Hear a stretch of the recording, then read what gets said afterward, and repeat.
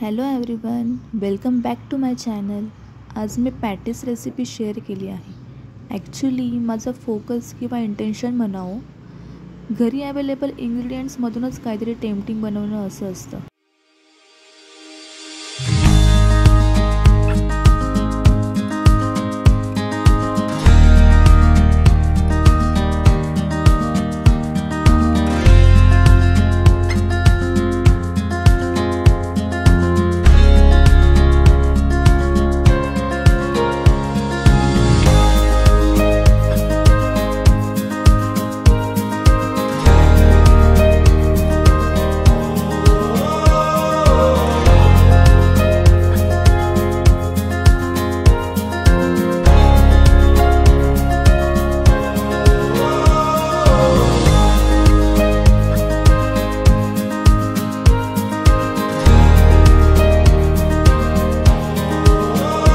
कशी वाटली मग रेसिपी?